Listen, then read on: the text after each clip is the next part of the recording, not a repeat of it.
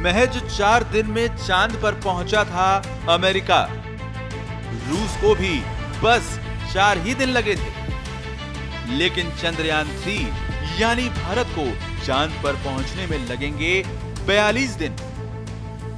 आपको भी ये सोचकर आश्चर्य होगा कि भारत को चांद पर पहुंचने में आखिर इतना समय क्यों लग रहा है, जबकि अमेरिका, रूस जैसे देशों ने 50 साल पहले ही चांद की दूरी महज 4 दिनों में ही पूरी कर ली थी। 20 जुलाई 1969 में अमेरिका ने अपना अपोलो 11 मिशन रवाना किया था। ये पहला मौका था जब इंसान चांद पर उतरा था। इस मिशन को चांद पर पहुंचने में 4 दिन 6 घंटे का समय लगा था, तो भारत को 42 दिन क्यों लग रहे हैं? अब आपको इसके पीछे की वजह बताते हैं। 2 चंद्रयान लॉन्च करने के बाद भारत का अब तीसरा चंद्रयान तैयार है। 14 जुलाई को दोपहर 2:30 बजे चंद्रयान 3 मिशन लॉन्च किया जाएगा। अगर चांद पर सॉफ्ट लैंडिंग में सफलता मिली तो अमेरिका, रूस और चीन के बाद भारत ऐसा करने वाला चौथा देश बन जाएगा।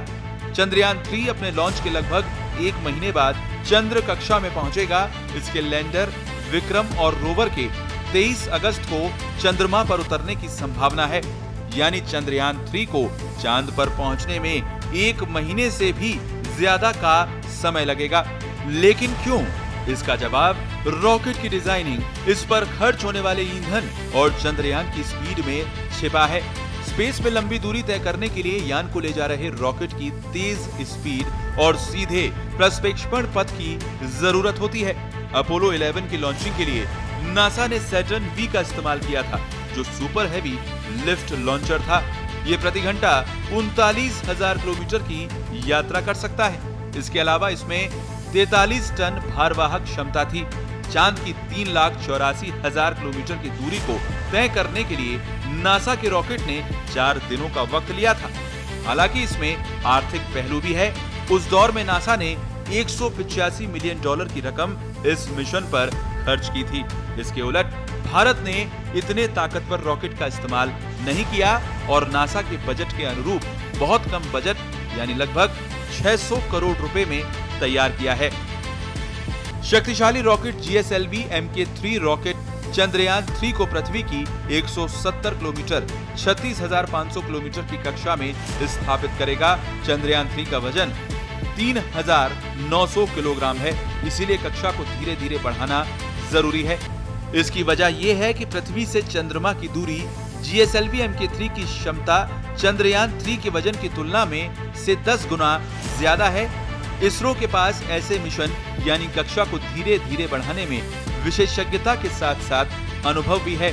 मंगल मिशन चंद्रयान 1 और चंद्रयान 2 में भी इसका इस्तेमाल किया गया था। तो चांद पर पहुंचने में रॉकेट और ईंधन का बहुत महत्व होता है। जितना कम दिनों में चांद पर पहुंचना चाहते हैं, उतना ज्यादा ईंधन लगता है।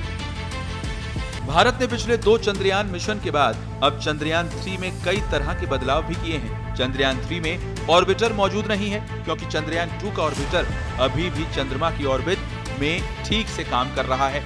चंद्रयान 3 में ऑर्बिटर की जगह प्रोपल्शन मॉड्यूल लगाया गया है। ये मॉड्यूल नेविगेशन में मदद करेगा। चंद्रयान 3 के लैंडर को ज्यादा मजबूत बनाया गया है। इसमें कई फॉलबैक, वैकल्पिक सिस्टम और सेंसर का उपयोग किया गया है। चंद्रयान 2 लैंडर की विफलता का कारण बनने वाली सॉफ्टवेयर समस्या को ठीक कर लिया गया है। लैंडर में अब 5 मोटरों की जगह 4 मोटर हैं। चंद्रयान 3 की जांच के लिए सैकड़ों परीक्षण भी किए गए हैं। स्पेशल रिपोर्ट, पत्रिका टीवी।